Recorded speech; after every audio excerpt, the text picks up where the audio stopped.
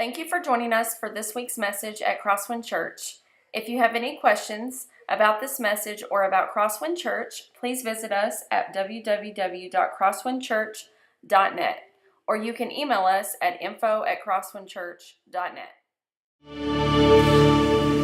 Well, good morning, everybody. My name is Jeremy, and I'm the pastor here. Week 3 of Be Rich. I just love this season this year. I can't wait to see what God is going to continue to do. For your guest list, let me just kind of fill you in real quick. Over the course of the last 3 weeks or so, we've been talking about what it looks like to unleash a wave of generosity out into our community by giving, by serving, and today we just talk about how we can do that by loving on some folks in our community. And so, like weeks today, a little over $27,500 or so has been raised, and we've been giving that away. You saw some of those videos. That is absolutely amazing. Your generosity has gone to help some organizations go way far, way faster here in our community. But here's what we prepared for. We knew that you guys would be so generous, and so we had these projects that we had done, and we've given away those checks, and we've blessed those organizations. And we have a couple more that are kind of sitting in the wings, waiting, just in case there's a little bit of extra. So, if you still have not given your $39.95 for Mainly When a Child, that's what we ask you. Remember, 100% of that goes away. Whatever is given from now till the end of this week. The end of this week, actually next Sunday will be the last day for Give. We will take all that and we will go hopefully bless one, maybe 2 more organizations out in our community with that. So there's still time. We want you to get involved. We want you to be a part of it because it's really, really cool what God has been doing and is doing. We've seen some people go through and serve in some service projects already. The hours are starting to kind of come in. If you are going to go serve in the next couple weeks, as so many home groups are going to do, I just want to remind you to log in those serve hours so that we can kind of, accumulate, like, what is the word? Like, count them all, add them all up, sum them up. I don't know. I'm a preacher, not a mathematician. We'll take all those numbers, we'll put them together and get like some, and then we'll celebrate what it is God has done in our community. And I think Garrett gave you some other opportunities happening today and Tuesday that are already on the calendar, so I want you to encourage you that. Also, while you're serving, be sure to take some photos and post them on various social media platforms. Hashtag GiveServeLove, hashtag I am Crosswind. That way we can find those and just see what's. It's so cool to see the pictures this week of kids packing shoe boxes and all of those things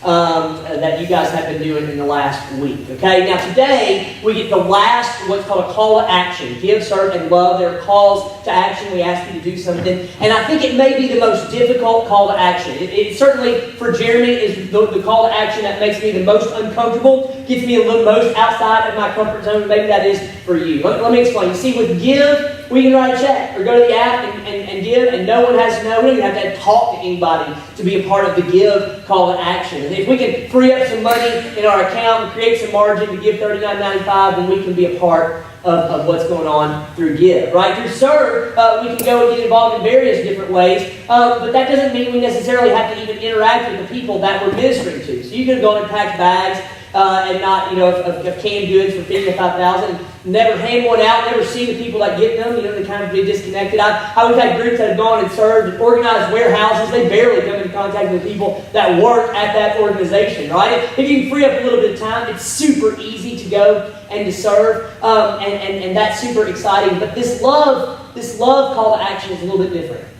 Because the love call to action, what we're going to ask you to do is we're going to ask you to step into someone else's space, look them in the eye, and do for them what they would never expect you to do.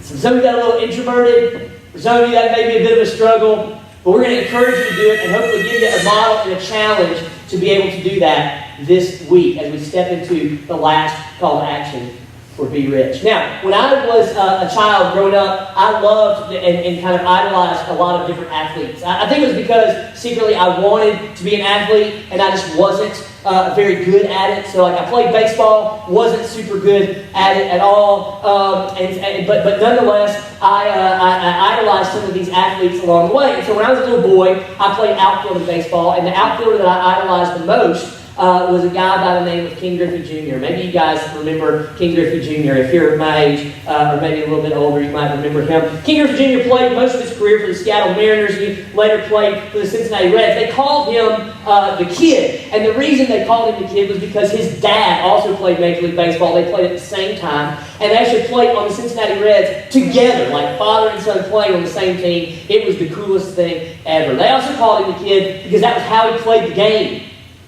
He played baseball like a kid plays baseball in Little League. He was out there and he was having a good time. He was having fun. And I love that because I've always felt that sports are games and games should be fun. We tell this to our girls all the time as they play sports. We tell them, listen, we're playing this, it's a game, it should be fun. When the game stops being fun, that's okay. We'll stop playing that game and go find another game. That's just how we do it. We want to have a good time. And Ken Jr., he just had such a good time. He would wear his ball cap backwards to batting practice, and he was always goofing off with his teammates. Always had a big grin on his face, and then he'd step in the batter's box and jack one out of the park. It was amazing. He was the complete package, totally talented, an amazing ball player, and he just loved playing the game. So I wanted to emulate him. I wanted to play like him. I wanted to look like Ken Griffey Jr. And so I went and I bought a Seattle Mariners hat, and I wore it backwards. That was what Ken Jr. did. So I was going to do that, right? Anything he did, I wanted to try to do as well. Now, no athlete in my generation kind of exemplified the idea of wanting to be like him more than Michael Jordan, right? I mean, Jordan was one of those guys that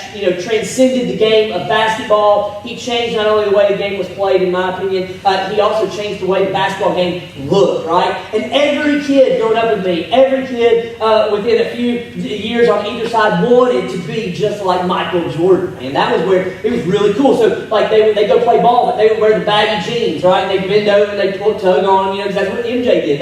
They take the wristband and they would put it on their forearm, and they got play, because that's the way MJ did it when he did it. And we would learn how to shoot all of these kind of crazy circus shots, because Michael shot all of these crazy circus shots. And we learned how to put the right spin on it and do certain things to make the ball go in, because he was just so good at that, try to shoot the ball over your head. And we would also, when you're driving down the lane with the basketball, you have to stick your tongue out, because MJ had his tongue out the entire time, right? You may remember that. Michael Jackson. Michael Jackson,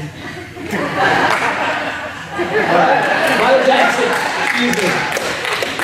Michael Jordan, another MJ, right? Michael Jordan, he was one of those individuals. It's over, right? We should pass the place and go home, right? Okay. Michael Jordan was so, people so wanted to be like him, that Gatorade actually kind of latched onto this with Jordan. And they wrote a song and did an entire ad campaign about wanting to be like Mike, and they sold gallons of Gatorade for people that drank Gatorade because they wanted to be like Mike. Now, I know that I idolize certain athletes, and you guys probably found certain celebrities or athletes when you were younger, or maybe even now, that you look up to, and you say, like, I kind of want to be like them, or I want to do this like them. And I asked Jody, I said, Jody, like, tell me, when you were little, like, who did you want to be like? Like, who did you kind of idolize? And she said, very quickly, Wonder Woman. Because Wonder Woman was like strong and independent, and she didn't need anybody, she could take care of herself. I thought, that's pretty cool. Is there anybody else? And she responded by saying Debbie Gibson. Now, no one under the age of 40 knows who Debbie Gibson is. She was like a pop star when we were in like 5th grade, 6th grade, when I was like early 90s, and she sang Electric Youth. That was like the big album that came out, and that's not her. I don't even know who Debbie Gibson is. She had the I remember she had blonde hair, right? She had the fashion, and she sang a great vocal tunes. Like, I wanted to be like Debbie Gibson. I wanted to sing like her and be like her. That's kind of what I wanted to do. And I think about, in our society today, it's so natural for us to kind of idolize celebrities. We're so hooked in on the celebrity culture. We watch E! Entertainment Television and subscribe to Us Weekly and People Magazine, and we have the social media accounts where we can follow certain celebrities on social media. And so you get to see what they're doing in their private life. You get to see how they're dressing and what they're eating, right? And so you say things like, I want to have a voice like Ariana, or I want to have dance moves like Justin, or I want to have fashion sense like Joanna, or I want to have a sense of humor like Chip, or I want to have a booty like J-Lo or Beyonce or whatever it is. I don't know. And you're like, I want these certain things. I see that, and that's kind of anyway. I think it's natural for us, right, to kind of look at celebrities and go, I want to emulate my life or be kind of like them. But I wonder if we've ever asked this question. I wonder if we've ever kind of paused and kind of take a step back and a deep breath and said, who do I want to love like? What does love look like, and how do I want to love? Now, immediately, some of you may have a name that comes to mind. You may have had a grandfather or grandmother, Meemaw, Papa. You may have had a dad or a mom or a brother or sister or a best friend or whatever that just loved so well, right? A couple weeks ago, I got to go to the Dream Big conference where Bob Goff was there. And Bob was talking about his grandpa. Bob's going to be a grandpa in February. And he said the thing that he remembered most about his grandpa is that his grandpa was always there. So to Bob, love looked like being available. As a result, he wants to be available to his grandkids. But if I were to ask you, what was it about the way that they loved? What was it about the way that that person loved that makes, that you want to emulate? What is it? We have all kinds of different answers. And it may even be really difficult for us to kind of put our finger on what real love looks like so that we can emulate it. Maybe it's hard for us to kind of put it into words exactly what it is. In fact, maybe you would say this, Jeremy, I don't know how to describe it, but I would know it when I see it. But I know it when I felt it.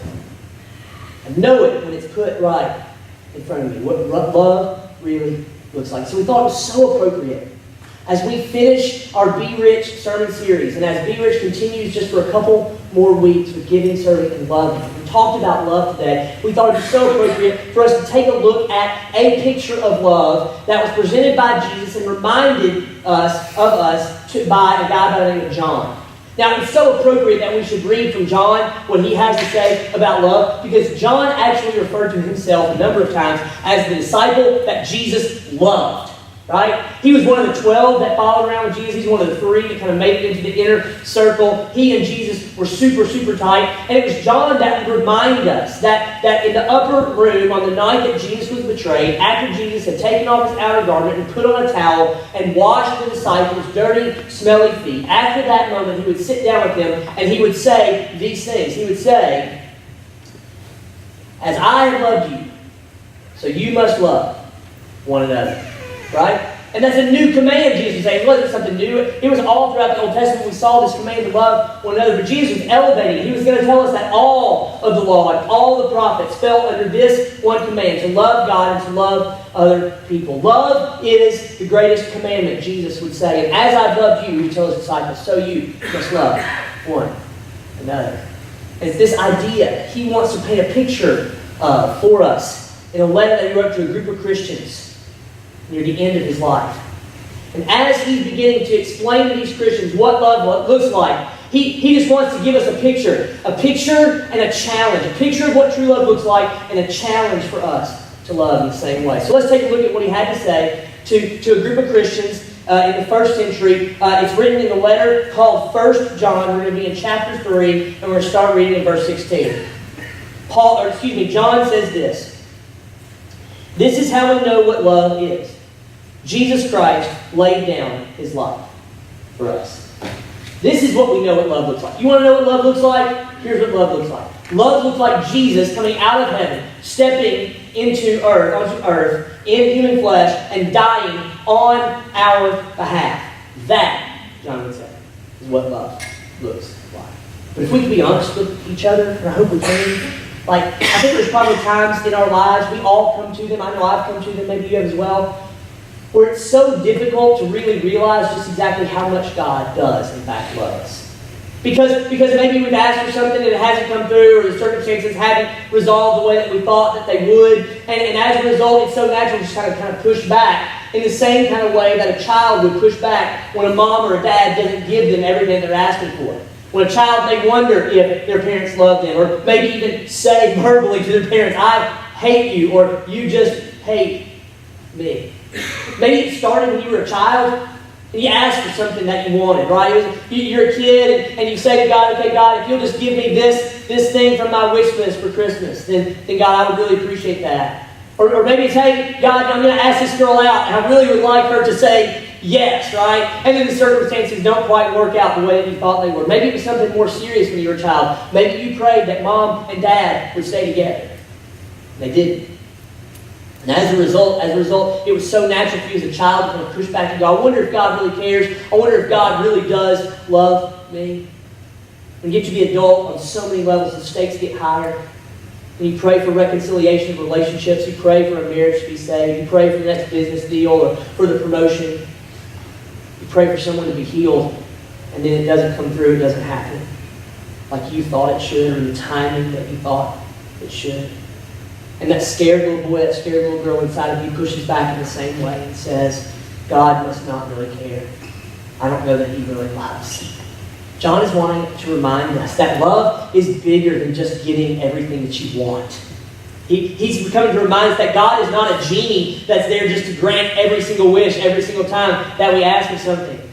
God demonstrated His love for us not by giving us everything that we want, but by giving us the thing that we needed most. By dealing with our two biggest problems. The problem of sin and the problem of death. See, Paul, who wrote a little over half of the New Testament, he would tell the church in Romans these words. He would say that the wages of sin is death, and all have sinned and fallen short of the glory of God. You go, listen, what your sin has done is your sin has separated you from God. Now, a loving God that wants to have a relationship with you cannot have a relationship with you because of your sin. It has created a barrier between the two of you. And that barrier and that sin requires a payment, and that payment is death. Eternal separation from God in a place called hell. And no matter how hard you try, no matter how much you do, you can't span the gap. You can't fix the problem on your own. As a result, you have a big, big problem. The problem is sin. The problem is death. God, who loves you, stepped out of heaven and He died on your behalf, taking away the sting of death, dealing with your sin problem, and reconciling you to God. He gave you the thing that you needed absolutely the most, and He continues to pour out His blessings on your life and on my life, maybe not in the ways that we would so choose, but in what is best for His will and His glory, right? And our joy. As a result, John wants you to understand, even when you don't feel like you're loved by God, God has gone on record as to how much He loves you when He sent His Son to die on your behalf. So if that's how God has loved us, right, He's loved us in a way that is intentional. Meaning that the way that He's loved us is something that He's done on purpose, right? Like it wasn't He accidentally died for our sins, and it wasn't like He came to earth and was like, well, since I'm here, I might as well die for everybody's sins. No, it was something that He did that was on purpose. In addition to that, it was premeditated. The Scriptures will tell us that it was something that was planned before the foundations of the earth. The lamb that would be slain as a payment for your sins and for mine. It was also sacrificial.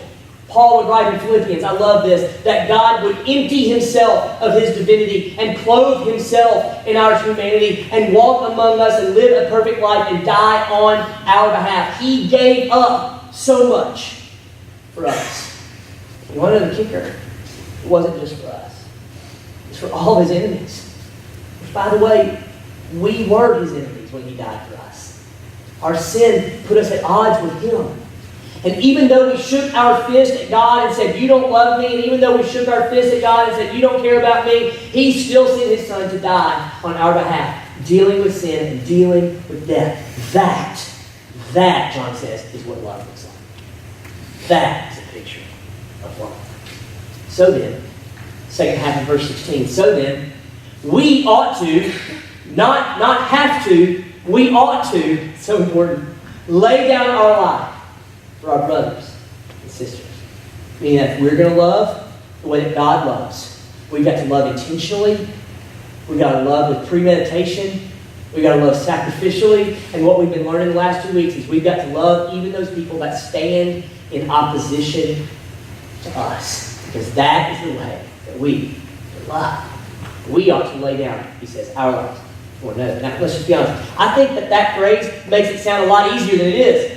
Right? We should lay down our lives for one another. Let me explain why I mean that. From time to time, I get to do premarital counseling with couples that are just getting married. It's really kind of fun. I enjoy it because that means I get to sit down with couples as they're kind of just getting started, just getting going, right? And we do some interviews. There's like a survey they fill out, and we get some questions from that, and we talk about different things. And one of the homework assignments that I give them is to read what Paul wrote in Ephesians about how husbands should interact with wives and wives should interact with husbands.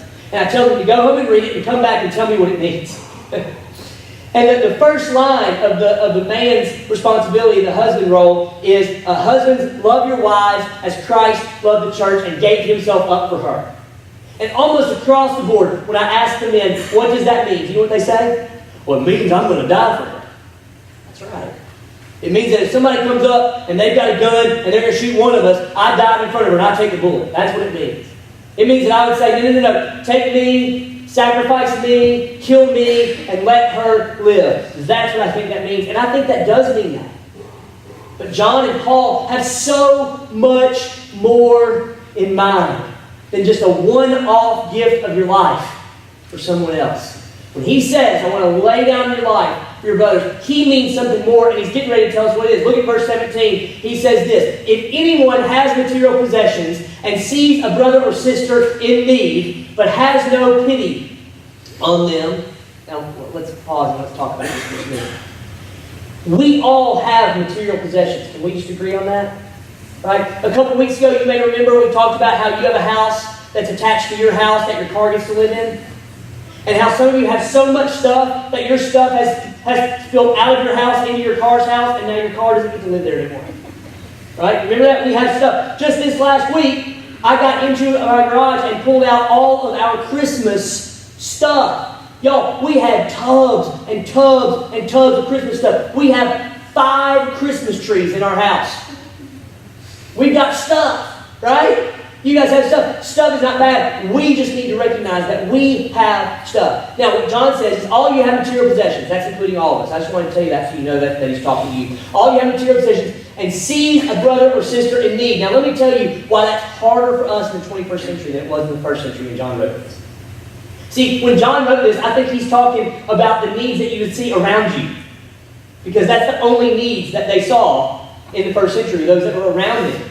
They didn't have 24-hour news cycles. They didn't have the internet. They didn't have social media accounts where they could see the needs that were all over the world. They knew the needs that were right around them. But you want to know what gives us more responsibility? Is the fact that we do have a 24-hour news cycle. We do have televisions and the internet. And we do have social media accounts that make us aware of needs that are all over the world, not just here in Obion County. Like, you know this. I don't have to tell you this because it's something you already know. That 1/2 of the world's population today lives on less than $2.50 a day.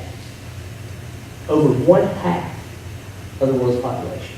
That includes 1 billion, with a B, children that live in poverty. It's about 1.2 billion people in the world that live in what's called extreme poverty, which means they live on less than $1.25 a day.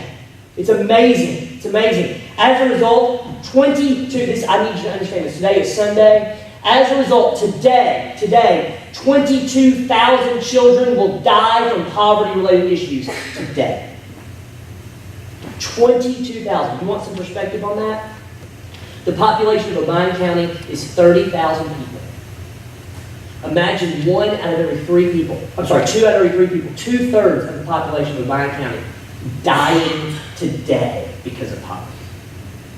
That's how big this issue is, right? We know there's 805 million people in the world that don't have enough food to eat. 805 million people that are malnourished in such a way that if their children, it's stunting their growth, stunting their mental capacity, stunting their ability to live and to thrive. And just to bring it close to home, right now, over 200 children in Obion County, through Obion County Schools, South Fulton, and Unity Schools, over 200 kids are involved in the backpack programs in our county because they don't have enough food to eat over the weekends and over breaks like Thanksgiving and Christmas and spring break. That's in our own community. You see, we cannot say that we didn't know there was a need. We cannot say that we've never seen a brother or sister in need. It's everywhere. It's ubiquitous. And what John is going to say is that if you ever see somebody in need and you don't have pity on them, the way that the Greek is worded, it means if you close off your emotions to them, if you close off your heart to them, if you turn a cold shoulder to them, is what he's getting at in there. And can I just be honest with you? It's so easy to do that, isn't it? It's so easy to not feel the pain and the need that other people have. I've been in the ministry for 18 years now. And I prepared for this message this week. And this week we would get phone calls at the church from folks that needed help. None of them attended our church, and maybe that bothered me just a little bit. None of them had been really super responsible with their time, their resources. They had waited until the last minute to call, right? They had waited until it was snowing on Wednesday and everything was shut down and closing. They had waited until the worst possible time. They were interfering with my schedule. They were doing things that I didn't think was right. All of those things, right? And it was so easy when those phone calls come in, whether that's this week or last week or a year ago. It's so easy to just kind of go, listen, you put yourself in this situation. Listen, I don't feel what it is that you need is something that I need to be concerned about. It's so easy to shut off our emotions, to close up our heart, and to not have pity, to not have empathy on those individuals. I am your pastor, and I struggle with this. It's so easy to do. What John says is, look, if you don't empathize with them, how can the love of God be in that person? Meaning, what you're doing is not God's love. You're doing something else. What you're doing is not what I thought you would do. What you're doing is something else. Praise God, when I find myself in those moments, most of the time, God gives me a little bit of nudge here, just kind of push back and go, what is that inside of me that's feeling that? Because it's not empathy, and it certainly is not God's love. The truth of the matter is that most of the people in this room are one or two decisions away, or one or two circumstances away from being that person in need on the other end of the phone. John says, if you don't have pity, if you don't have empathy, if you don't open your heart to these folks, regardless of whether they've done it right, regardless of whether they made bad decisions, regardless of what time it was they called, then what's in you, that's not the love of God. That's something else. What John wants us to realize is that it's not just enough to look at a problem and say someone should do something about it. It's not even just enough, although prayer is important, it's not even just enough to look at somebody and go, I'll pray for you, be on your way. John wants us to understand that the love that God loved us with was a love that was louder than just words. And He wants us to love with a love that is louder than just words. So he sums it up. And I'm so thankful that John is so tender with us. I'm so thankful that maybe he understands where we're coming from. Because he can be so harsh right here. But look at how he finishes this little statement. In verse 18, he says this, Dear children. I love that. Oh, thank you, John, for not rebuking us so hard. Dear children, let us not love with words or speech, but with actions and truth. Now, what John isn't saying is that we shouldn't. He's not saying don't ever tell somebody you love them. He's not saying don't ever tell somebody you pray for them. He's not telling you don't ever tell somebody here's where you need to go get help. No. What he's saying is this. When we truly love with a love that's louder than words, then we will not only say the words, we will engage in the activity. We will not only say, go be warm, go be fed, go be clothed, and I'll pray for you. We'll stop right there and we'll meet that need in the name of Jesus. Because that's what God has done for us. When I was in seminary, I was so struck by one of my professors. His name was Roy Fish. He was a professor of evangelism. And Dr. Fish took this to heart, especially in one particular area. It was not uncommon for us to be walking through the halls of the theology school at Southwestern and see Dr. Fish with his hand on a student's shoulder praying for them in the middle of the hallway, like people having to walk around him because he just stopped and was praying with people. And Dr. Fish told us about it one day. He said, listen, all the time students are coming up to me and they're saying, I'm trying to witness this person, share my faith with this person, and I don't know what to do. Or hey, my family's going through this trouble and I don't really know what to do. And Dr. Fish said, I used to just tell them, I'll pray for you and then walk away. But what I found was when I tell them I'll pray for them and walk away, I forget to pray for them. Now, I didn't want to love with just words. And I wanted to love with a love that's louder than words. And so, he said, I just said to myself, I'm just going to stop right where I'm at, and I'm just going to pray for them right here. Look, we're just going to do it right now, right? You need help? Let me walk you where you need to go get help. I'm not just going to send you. I'm going to go with you. And if you want me to pray for you, I'm just going to put my hand on you and pray for you right here. That's what it means to love with a love that's louder than words. Not just looking at somebody and casting them off. Not just telling somebody to pray for them and forget about it later. But actually stepping into their world, looking them in the face and go, let's go take care of this. Let's go make this happen. Let me meet the need. Why? Because that's how God loved us. Listen, it's so easy for us to look at the problems in the world and make the following statement. Somebody should do something about that. You want to know what? You're right. Somebody should do something about it. And maybe the reason God has brought to your attention is because that person is you. Because that person is you. You want to know why? Because God did not look at a world that was riddled with sin and destroyed because of mankind's sin. He didn't look at it from heaven and go, man, somebody should do something about that. He didn't look at all of the angel armies that were around him and go, hey, Michael, hey, Gabriel, why don't y'all go down there and do something about their sin problem? Now, God said, listen, I'm going to love with a love that's louder than words. And He stepped out of heaven and clothed Himself in our humanity. And He died for us. He died for you. He died for you. So that you could be reconciled. He loved with a love that's louder than words. And that's what He's asking us to do. And that's what we're going to ask you to do this week. We're going to ask you to step out of your comfort zone and step into someone else's world and love them with a love that's louder than just words. We want you to go do for somebody else what they would never expect you to do, right? We want you to give, and we want you to serve, and we want you to love in a way that is surprising to the world. Because that's the way that God has loved us. We want you to go and do random acts of kindness to people who never would expect you to be kind to them. And I know that this can be hard, and I know that maybe some ideas are difficult to come by, and so we kind of help prime the pump with some ideas of some things that you can do, right? So some of you, when you walked in here today, you got a gift card to a fast food restaurant, right? It has $10 on it. Here's your project. You got one of those cards. Your project this week is to go eat lunch at that fast food restaurant and use that gift card to buy the lunch of the person behind you in line, right?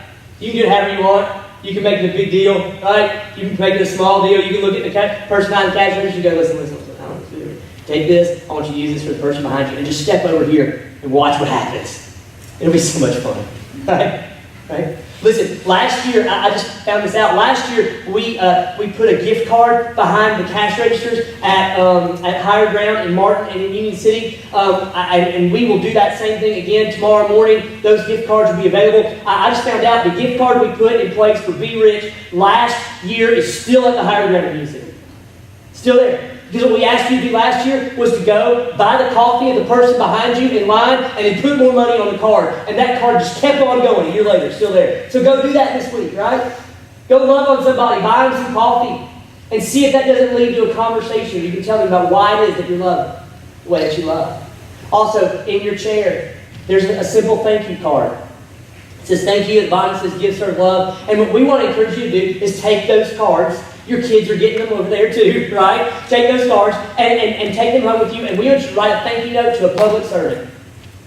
It could be fireman or the policeman, the person that directs traffic for schools in the morning. It could be a mailman like JoJo or somebody like that. It could be your mailman. Hopefully it's your mailman, right? Not just some random mailman. That would be kind of weird. Or it could be a National Guardsman. It could be a teacher, whatever it is. And we just want you to take that card and just write a note of thanks. Don't just be like, hey, you're awesome, whatever. That would be enough. But like write a real note like, hey, I just want you to know I love you. God loves you, and I appreciate what you do. The UPS guy, the FedEx guy is bringing your packages for Christmas over the next couple of weeks, right? That poor cash register worker at Walmart on Black Friday. Come on. Look, what would it look like if we just started giving, and how about this? You want to up your game with your thank you notes? Right?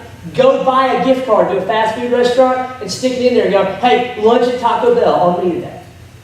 Right? Why are you doing this? Just doing it just because I love you and God loves you.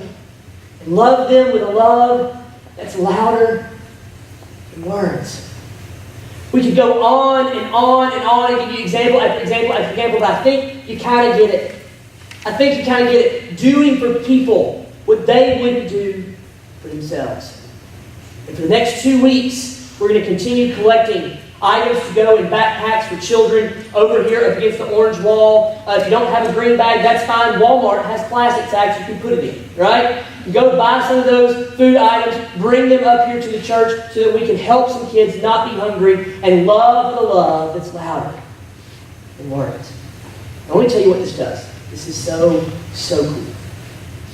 See, I told you that John, the disciple of Jesus loved, he wrote in his gospel how Jesus elevated this commandment to love, right? As I have loved you, so you must love one another. That's what Jesus said. The second part of that, verse 35, chapter 13, John says this, by this will the world know, by how you love, the world will know that you are my disciples. You see, when we love with a love that's louder than words, people are drawn into that. And it will spark the idea and the conversation where you can tell them about why it is that you love.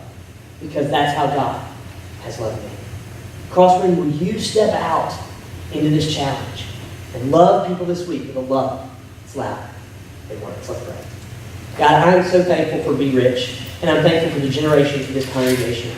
But God, just from an honest standpoint for me, I know that this call to love is one of those that is going to challenge me and take me outside of my comfort zone. And I imagine that there's other people in this congregation that are feeling the same. And so God, I pray first that you would open our eyes and help us to see those needs that are around us. Help us to see those people that need just a little bit of extra help. Help us to see those people that maybe just could use a little push and a love that's louder than words. And then, God, I pray that you would give us the unction, the strength, the desire, the willingness, the courage to step out of our world and into theirs. And meet them where they are. And love them in the way that you have loved us. God, I pray that you'd be honored as we seek to continue to unleash a wave of generosity on our community. Thank you for what you've done, and we ask you to do even more. We pray this in Jesus' name. Amen. Amen. Thank you guys so much for coming. Happy Thanksgiving. See you next week.